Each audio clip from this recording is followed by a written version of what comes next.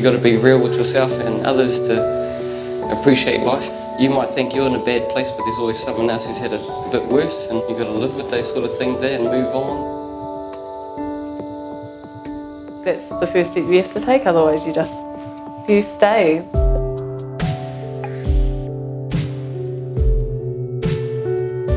From the beginning, when I first came here, which was about 2 years ago, the first one, we were all broken because of one of our kids had committed suicide. So we walked through that door quite broken.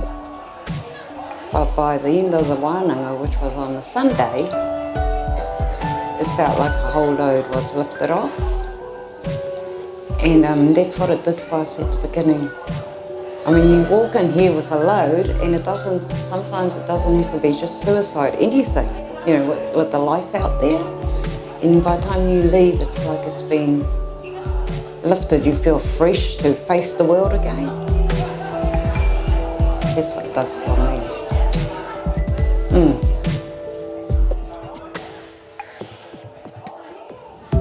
Feeling all the good vibes, and yeah, it's good. It helps you heal, you know. And that's what I love too, seeing new faces. They're all my family, but you know, I haven't even met them till this day. Kia ora everybody. I'm so happy to see our young people. Anyway, my name is Turongo, and I was born and raised in Ngāti Whātua. But the whole lot of me is more Ngāti Pro, especially the mouth. Moko is just a space to open that up and journey with everyone, and I think you get to a place of giving back rather than coming we came for healing, and I wouldn't say we're completely healed, but now it's a space for us to give back. I'm a registered nurse and I'm working in mental health. I just started at the unit at the hospital, and I got involved in mental health after the passing of Sister Moko. And also our friend Annie. And I just want to help as many people as I can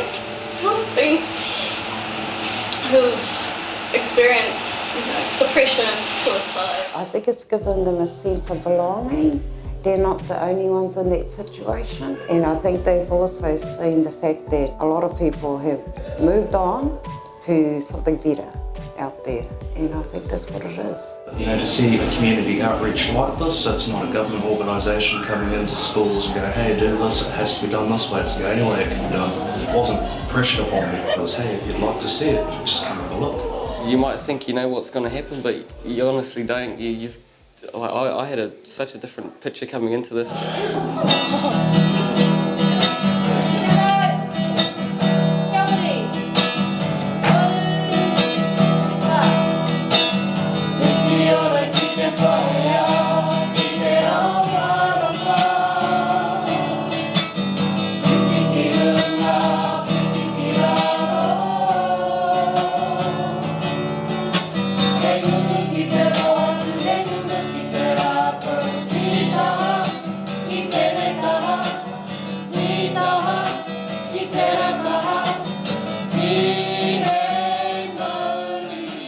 The whole fact that this was something from our own culture was the thing that really brought it out the most. All of us had different journeys. Obviously some of our cousins lost their sister and we'd just lost our dad. This space has helped them find out who they are within themselves and as Māori and in this space.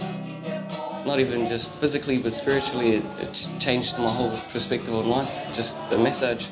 Because I meditate too, and that taught me a lot about seeing people for who they are and stuff. And when I had that message, it just brought me back to you got to be real with yourself and others to appreciate life. You know, you don't want to be someone else. You want to be yourself. So that's pretty cool. My community, yes, because I'm actually from here, but I live in Hamilton. So when I came back here, and it was in my home place, Kaiti. You know, that also brought a lot of aroha and love to my heart because I know it's part of the community.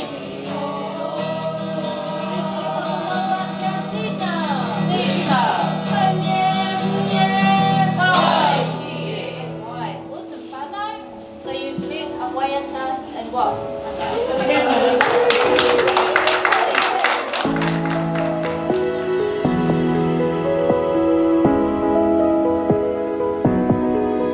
When they walk in here, they get greeted and you can feel the aroha in here as soon as you walk in through those doors, and I think they can feel it.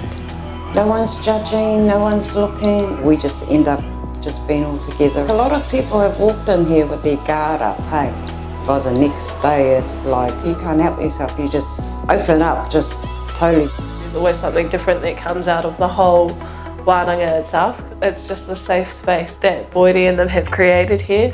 It's connecting with the world that you never connected with in the last 10 to 15, maybe 20 years. Something we got left out of when we should have been let into. Growing up, we were taught that Atu as gods, and they were always portrayed to me as the image of perfection. And we've been learning stories to say otherwise. My group's doing whakapapa, bit of history starting from Rangi all the way down to Mataora. Mataora is a young Māori warrior from the underworld, Te Aotu. Nevereka is a spirit from the underworld, Narohina. The kids have come out of here more open, like their self-esteem has built up, especially where some of the kids, they were never talkers.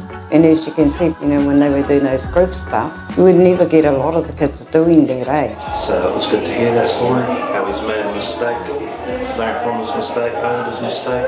Being human myself and having made mistakes, you can learn. So it's been quite an eye-opener.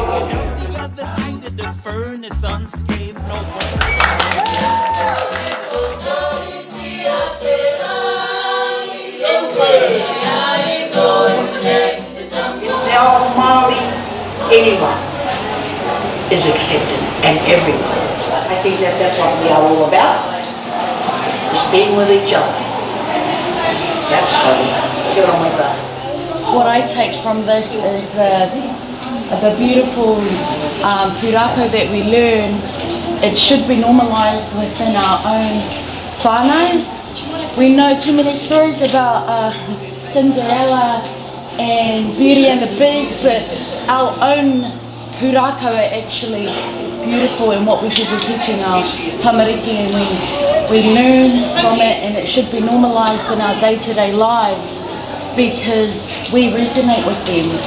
And that way when we do go through trials and errors throughout our lives, hearing pūrako from our ancestors make us feel a bit better about ourselves. Whether it's youth support, whether it's you've got a kōtiro that's cutting, whether you've got whānau with domestic violence issues, what do? We do this whānau. And this is easy, we come together and we share it. So that's the beautiful thing about this whānau. What we have to realise is that where we are at this time is that we're still growing and learning. But this, if it's done right, this could become something that will go all over our motu, you know, and bringing healing to our whānau that are hurting and broken. Definitely grown and healed way more than what I was back then. So every time there'll be like a new whānau with different stories and a different journey. And I think that's what I value most about coming out of here. Don't just take the time. Like, easier said than done, I know that, but make the time because it is worth it. You always feel different. It's not in every town, eh? But it's really hard for people to find places like this. We're just lucky. We're lucky we got this. You do to others, will it be done to you? And as my grandfather said, when you draw that circle, what you put in there, once me haramai me tū mai kei kone, once it goes around and stands where it's supposed to stand, me haramai me hukia.